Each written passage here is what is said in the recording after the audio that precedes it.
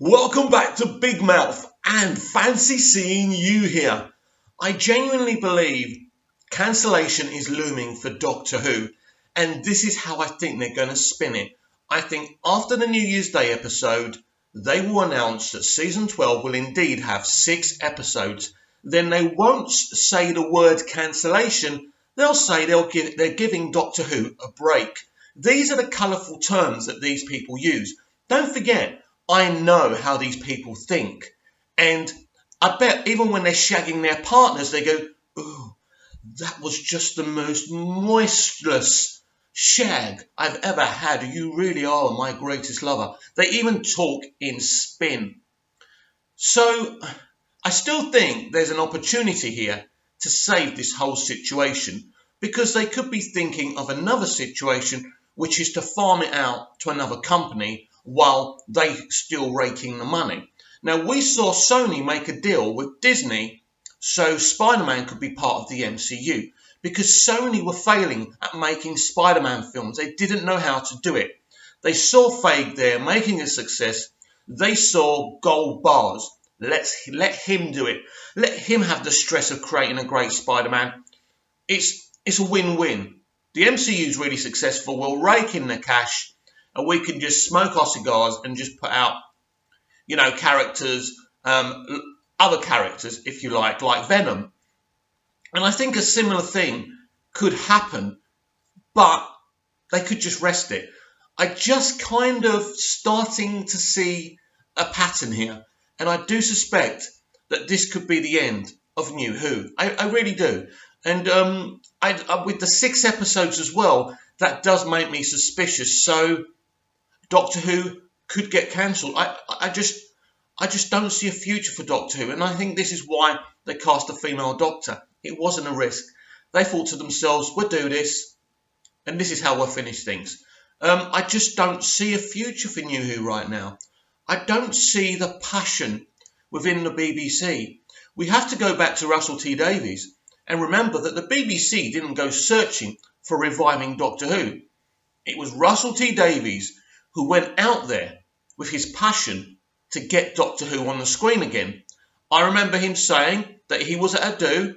He went up to the head of drama. I don't know if it was Jane Tranter or someone like that. She was pregnant. He felt a bit guilty about approaching her. He asked her, can I make Doctor Who? And she goes, yes, Russell, of course you can. Now, the reason she responded like that was Russell T Davies is a genius, and she had faith in him, and her faith paid off. Because ultimately, Russell T Davies is the only one who seems to understand what Doctor Who should be in the 21st century, and no one else really has had a handle on it. Even Stephen Moffat, who's a really great writer with a great imagination, really didn't have a clue how to run this show. Under Russell, we had Doctor Who Confidential. It was a massive thing, and it worked. The whole thing worked. It brought in a new audience for Doctor Who, while still keeping that original audience, or most of them anyway.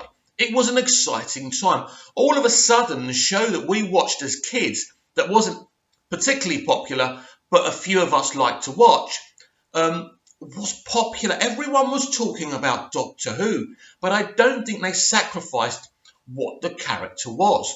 Now, in season 11, under Chibnall and executed by Whittaker's performance, Doctor Who has lost what the character's been. I've spoken about the arrogance, the good arrogance of the Doctor. We have lost that. We no longer have that.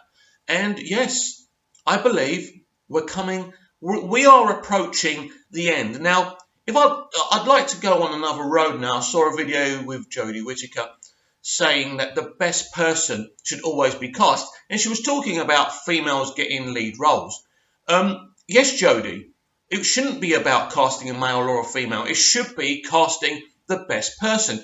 You say the best person should be cast for Doctor Who. May I talk to you directly, Jodie? You'll probably never watch this video, but I really do hope that you do, because I've never disrespected you and I wouldn't start now. But do you really believe that you were the best person for this job?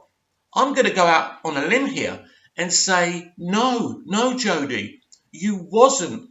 I know there was a very big time actor, female actor, that was being thought about, at least by the BBC, but was vetoed by Chris Chibnall. And she was in, I forgot her name, she was in the Chronicles of Narnia, and she was in Doctor Strange. And for the life of me, I've forgotten her name because she's a big time actor, and she would have been everything this show desperately needed after the Moffat era. But we didn't get her. And she's a tremendous actor, and I think she would have gone down with the right showrunner as the best Doctor Who ever. And she was interested in playing the role. She would have been expensive, there's no question about it. But the BBC would have got their money back. But she didn't fit what they wanted. They wanted an attractive woman, a younger woman, basically to make Doctor Who look cool and with it and all of that. And that's the problem. The BBC, just like with EastEnders, just don't get what the actual property is anymore. And they don't really care what that property is. They just want to use it to push their agendas and their messages. And by that, you sacrifice Doctor Who. I follow another Doctor Who YouTube channel. Look, I'm not a Doctor Who YouTube channel, by the way, but I do talk a lot about Doctor Who. They're called the Who Addicts. They're great people. I really like them. I was staggered by some of their tweets last night. They were talking about another YouTuber called Bowstreak. Now, I think that's his name. Now, he's very anti-Jodie Whittaker. He's very anti-Chris Chibnall. And they were referring to him as the dark web. They were saying, we've been very aggressive at times about our opinions, but this takes it to another level. And then they started to say, yeah, I'm not saying people can't say what they want, but no, but that's what you are saying. This guy obviously didn't want a female doctor. I don't believe everything or agree with everything he says, but when you do see these YouTubers, there's a lot of method to their madness. And this is what I'm saying. People don't want to hear it. That season 11 isn't Doctor Who, isn't what Doctor Who should be. Doctor Who, within its 55 years, has always at least tried to be entertaining, whatever it's done. Even in the classic era, where people are saying, well, it was an educational show originally. Yes, it was, but it was also a lot of fun and entertaining. Susan was a fun, entertaining character. The two teachers who were in that very original series were entertaining, interesting characters that were actually fleshed out. It wasn't just boring. I've said this before about these current companions. They haven't been fleshed out. They're not particularly interesting. Now, Graham's good. I like him. But even he hasn't been fleshed out. I came on here really excited, if you remember rightly. Go back to my library here on YouTube and see it. So excited after The Woman Who Fell to Earth. I believe Jodie Whittaker was totally the Doctor in that episode. And I really saw potential in Graham after I discovered that they revealed that he was a cancer sufferer. I even thought they might do a very similar thing to what J.J. Abrams did with John Locke on Lost, if you know that show, and where he's a survivor and he has these beliefs and he's using the Doctor a little bit to kind of discover some stuff about life and meaning and things like that. And I thought that would have been really interesting. But unfortunately, these people are not interested in compelling an audience, in intriguing an audience. Say what you want about Stephen Moffat, but he always tried to get the audience to do some of the work. Now, unfortunately, the spoon-fed generation didn't like that. We want answers. What about the exploding TARDIS? Why did you need answers about the exploding TARDIS? Why couldn't you work it out yourselves? Does everything need explaining? I love the finale of Life on Mars, where he jumps off that roof and it's up to you to decide. Does he die? Does he go to another plane of existence? What does that moment actually mean? And this generation of audiences have lost that we have become lazy. We want everything explaining. How many YouTube videos do you see? The MCU explained in 30 words. Oh, what does this mean? What does that mean? Why do you need to know what everything means? And because of that, we have a season now with no arcs, which is one of the things that is killing this show. It's uninteresting. People didn't like Some people didn't like Moffat's arcs. I loved them, by the way. Now, even the arc he did in season 9, now that was an interesting one, but by the end of it, when he reveals it's Maisie Williams' character, and you think, what? That's it? And that was a shame. His answers were never as good as his questions. There's no question about that, no pun intended. But at least he tried to captivate the audience. Russell T Davies with his one-worded arcs, Bad Wolf, Torchwood, Harold Saxon, right? The bees are going missing in season 4. It was just to get you intrigued. But Russell's answers were always as good as his questions. A lot of people didn't like the answer to who Bad Wolf was.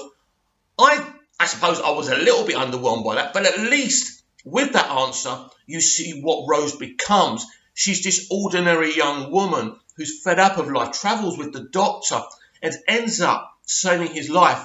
I want you safe, my Doctor. Incredibly emotional when Billy utters that dialogue. We don't have that. Now, I tell you what, the only time I've been emotionally invested in Doctor Who this season is when the Doctor's standing outside the TARDIS with her companions, and she goes, I guess this is it. She thinks she's saying goodbye to them. And that was so brilliant by Jodie Whittaker and the people playing her companions. I felt that loss, that she's going to be on her own, and she doesn't like being on her own. We've seen what happens to the Doctor when she or he's on her own, right? So that was a brilliant moment. When she's reunited with the TARDIS in episode 2 at the end. Again, that was brilliant. But this is what I'm saying. I kind of like episodes 1, 2 and 3. But when we got to 4, all that interesting stuff has gone. And they've tried to virtue signal. And that's fine. You can have commentary. You can have interesting commentary. It isn't an issue. But there still must be character development. And that's what we've lost since episode 4. And I was having breakfast this morning, and this is where I got this kind of thought for this video, because talking to people, and I definitely think there's only going to be 6 episodes. I think there's only going to be 6 episodes because Chibnall doesn't want to make 10. It's clear from the rumours we're hearing. One thing's for sure, Chibnall thinks 10 episodes is too much. Now, let me be clear with you. I'm quite happy to have a 6-episode season. That doesn't bother me, right? Because Bodyguard was that 6 episodes? I think that Line of Duty is 6 episodes. When I was younger, I used to love the 20 episode thing. It was great from the American shows. But now I'm getting older and I lack a lot more concentration. I think 6 episodes, as long as it's yearly, is fine. But even Line of Duty, we have to wait 2 years for a season. Even that's a little bit fine, right? That isn't really the issue, the amount of episodes. But what really scares me is the other rumour that Whittaker and Chibnall are leaving, and maybe this could be it. The BBC could be finally wrapping up Doctor Who, and that's what really concerns me here, because I think us as fans have to start fighting harder. All of us with YouTube channels have to keep on speaking up. We want Doctor Who. We love Doctor Who, right? If Doctor Who isn't making the money it did for them, maybe they will wrap it up. I don't know. And I think season 12 looks like the perfect place for them to do it. But as I said at the top of the video, they are going to word it very carefully. We think Doctor Who needs a rest. And then the media will kind of agree with that and come out and say, yeah, Doctor Who needs a rest. 12 seasons, that's enough, isn't it? It's time to give it a rest and come back in a few years. This is what I suspect is going to happen. And it's starting to make a lot of sense to me. Now, I don't want Doctor Who to die. I want Doctor Who to be great, like it was when Russell T Davies was here. I genuinely believe at this moment that the problem is it's not just a case of getting a good showrunner. It's the BBC's mentality, which is the real problem. Now, I've been speaking to a few people who know some things that tell me that Chris Chibnall isn't the reason why we've had so many issues this season, but it's more of the BBC, and that's one of his reasons for wanting to quit. Now, this is really, really interesting now, because if it isn't just down to him, then we have a bigger problem. If the BBC have a bigger agenda with Doctor Who, right, and they're ruining the show for us, and it's not Chris, because to be fair, Chris has given us some great content. Cyberwoman was a great episode. I thought that episode was really compelling and emotional. Something we really haven't seen consistently in season 11 of Doctor Who. So it is starting to look like a BBC problem. So what are the BBC going to decide to do here? If Chibnall and Whittaker are going, right, and we're getting 6 episodes in 2012, again, 6 episodes is fine. We're getting Doctor Who back next year. I'll look forward to it. But the question does remain. If the BBC's agenda doesn't change with Doctor Who, we have a problem. What I would say directly to the BBC, you can have commentary. You can deal with what you want to deal with, but it doesn't mean Doctor Who has to be less entertaining, or what a lot of people are saying, boring. I know so many families who used to sit there and watch this show and they're not doing it. You're trying to target young families, young children, but you're driving them away. And you know why? Because you're boring them. They don't care that you cast a female doctor. They don't give a hoot. It was like me. Once I realised you cast a female, I thought, sod it. It's Chris Chibnall. Jodie Whittaker's had some great performances in her career. Something special could really happen here. And we haven't seen that. We haven't seen that, guys, have we? And we haven't seen something special happening. We've seen something very dull and very bland. That's my problem with everything since episode 4. Because after episode 3, there was a great opportunity to move the level up of what they were doing. Episode 3 was... Now, the problem with what some people have with episode 3, I don't care that they did a Rosa Parks episode. It's something I didn't really know about. It's something I learnt about. It's something that young people would have learnt about. That's not a problem to me. I think one of the issues people do have with it is that they made all the white people racist, basically. And of course, back then, in a way, I suppose they would have been. But we don't know. I'm sure a few white people would have empathised with what, like, the African American people were going through. And they really didn't show that, did they? And also, Casgrove, is that how you say his name right? He seemed to be a space racist, but there didn't seem to be any, not that any reason for being a racist is a good reason, but at least give the character of more of a motivation than putting things to the way, in his mind, the way they should be. Well, that doesn't make any sense. You know, you've got to have nuance, haven't you? And there's no nuance. And I think this is what RTD always did. Even with the Daleks, he gave them nuance. In that episode, Dalek, which wasn't written by him, by the way, but he would have been very much involved in that episode's execution, we see that lone Dalek. He's not a part of an army anymore. He's just this lonely figure who's just fallen to earth. And all he's trying to do, really, or it, should I say, is survive. And you get this big standoff between the Doctor and the Dalek, a verbal one. And it's beautiful, it's nuanced, it works, it's amazing, it's got so many layers, it's full of depth, and by that episode you are totally embraced in new Doctor Who. Everyone is, it's beautiful, it works. But, you know, because basically Russell T Davies found a way to make the Daleks interesting, because us lot, you know, we're a bit too big for our boots now. We want to see something a bit more than what we saw maybe 20 years ago. So it's hard for creatives now, but that is your challenge, to make something good. And I believe if the BBC do announce that they're resting Doctor Who, I would say to all companies, Amazon, Netflix, anyone, come in for it. Come in for it. You all know the potential that Doctor Who has for a modern audience. It's always been my dream to star in Doctor Who and run it as a showrunner. That would be a hard job. But everything worthwhile takes hard work and struggle. I believe I know what's needed. Of course I would. Everyone thinks they know what's best for their favourite show. Doing it is a bigger challenge. I accept that. But I believe that this show is perfect for this modern audience if you do it right. Russell T Davies got it right. There were elements of what Stephen did that were right, that were more right than what we're getting now.